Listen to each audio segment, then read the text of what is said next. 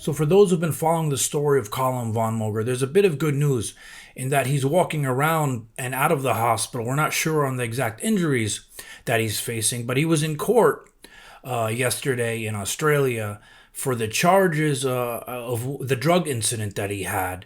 And there's some details on it, and there's a couple articles that were written that I'm going to go over with you guys. Now, I know Nick Triggerly made a video on this subject too. And I want you guys to know that Nick has been my friend for 5 years. You know, he was there for me in dark times of my life. So that's why I call him a friend. And I know he made a video on CALUM, and I don't, I'm trying not to get involved in, obviously there's some beef between him and CALUM. And I'm trying not to get involved in it.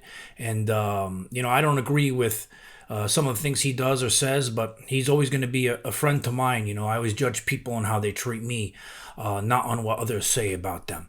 So saying that, I'm going to read this article with you guys, and then I'm going to say a few words on some of my experiences, and I think that I can help CALUM.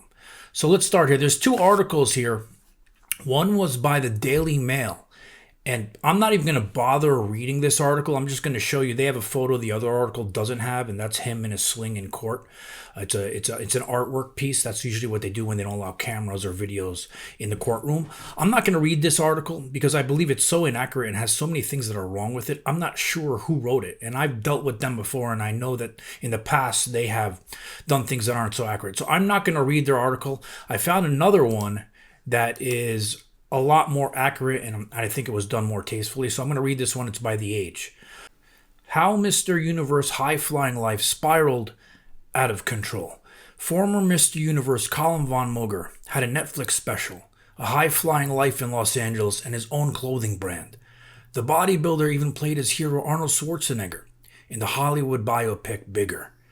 But in the Melbourne court on Thursday, nursing one of his big arms in a sling, he pleaded guilty to possessing methamphetamine, cannabis oil, testosterone, and other illegal bodybuilding drugs. His fall from grace started in his adopted home of Los Angeles. A highly publicized dispute over his 2-year-old son had been dragged into family court in California. He injured his arm, setting back his career. He got an emotional support dog to lift his spirits, but it died. Von Moger was the victim of carjackings and had guns pointed at him, leaving him scarred and traumatized, his lawyer Bernard Campigli told the court. Now, I didn't know about that story of what happened in Los Angeles with the carjackings. As the COVID-19 pandemic slowed the entertainment industry, he returned home to Geelong. Unfortunately, he spiraled out of control soon after.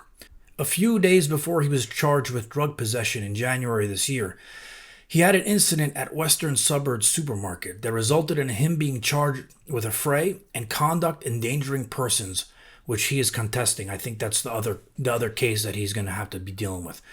Police pulled von Moger over on January 31st for driving a Ford Ranger without plates. After he produced his license, officers noticed his pupils were dilated. He was acting erratic and stressed. He said they could search his car, and they found the drugs. At the police station, von Moger told officers he needed the steroids because he could no longer produce testosterone. The cannabis oil, he said, was to help him sleep. He said he didn't know where the ice had came from. So, yeah, I can relate to that. Obviously, I need testosterone, and cannabis oil is weed. Obviously, it's legal here in Arizona. If I didn't have that, I couldn't sleep at night either. I need that every single night of my life. The ice, I don't got nothing to say about that. I'm going to say you guys shouldn't do it. After his arrest, he spent a night in the cells, which was quite a sobering experience for him, which I understand totally. I've talked to you guys about this before. With the couple times I was in jail, it changed my life. Von Moger took breaths to calm himself during the hearing on Thursday. Appearing via a video link from a friend's house, he nodded when his lawyer told the court how sorry he was, how fragile his mental health was, and of his determination to get his life back in order. He twiddled his thumbs, one protruding from a sling on his right arm. The court heard that he had recently fallen out of a second-story window and spent 11 days in the Alfred Hospital with injuries to his face, neck, and spine. I don't believe that they're going to, go into details of what happened and why he fell out of the window. He spoke just once during the hearing, telling Rosalind Porter thank you at the conclusion after he avoided conviction and agreed to pay a $500 fine. Von Moger started lifting weights to keep pace with his older brother and took it up as a profession after joining the army, working on yachts and horse landscaping, life-saving, and adventure tour guiding. His 3-time winner of World Federation Mr. Universe title, he won the Federation's Junior Mr. Universe title in Austria in 2011 and the Amateur Mr. Universe in 2014 in South Korea. In 2014, he moved to LA, where he was funded by sponsors, endorsements, and started his own clothing brand. Porter said it helped that Von Moger had pleaded guilty and cooperated with police when he was intercepted. She found it was a very complex set of circumstances for where you have experienced, on the one hand, a large amount of success, but also some significant personal difficulties that underscore your use of these substances. Porter said she wanted to afford Moger the opportunity to participate in treatment to really get your life in order, and that he had made a contribution to the community through school programs and had otherwise good character.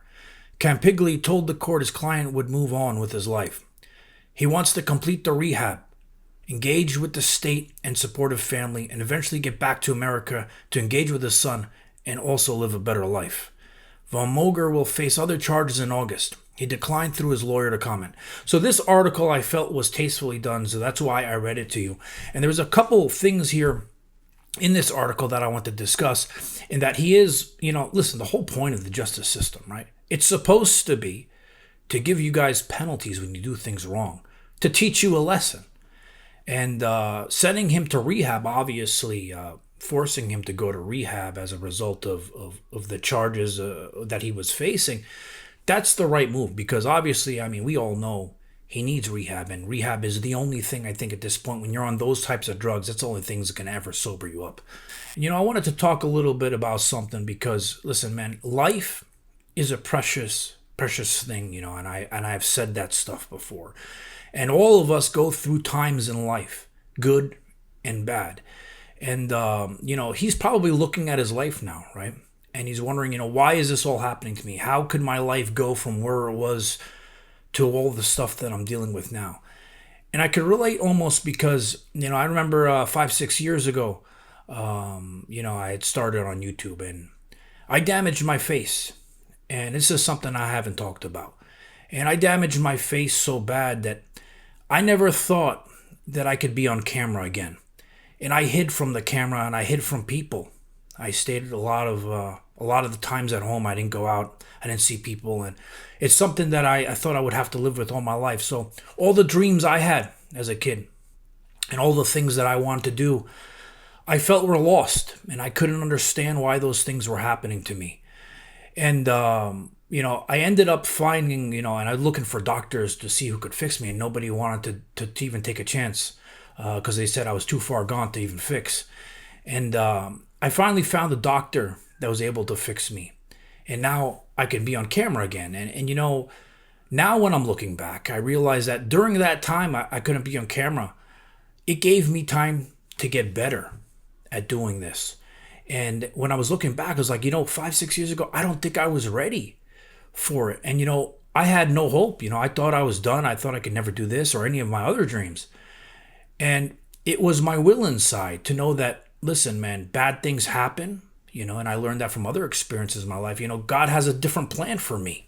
There's a plan for me, and whatever happens, happens. And you know what? I found a doctor. He was able to fix me. And now I could do this and whatever other dreams I ever had. So CALUM, he had a dream. He still has those dreams, right? As bad as he's seeing his life turn, he has to think in his head that there's a reason for this. He doesn't know it just now because it seems so bad, right? But you know what? He's going to figure that out. But the first thing is he has to go to rehab, get off the drugs, come back, look at himself in the mirror, realize who he is, realize the talent that he has, get up and do it and believe in himself again. And that's what I did. And that's what helped me. And now I'm able to do my dreams and whatever else it is that was holding me back because my face was damaged. I never thought I could face a camera again. And for CALUM, I think this is good news. I think rehab's going to help.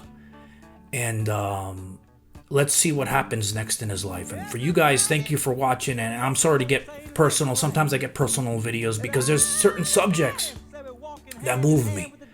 And those are the subjects that I really like talking on. So thanks for watching. And let's see what happens next. And all the prayers for him. And hopefully he can find himself. A sweet revival.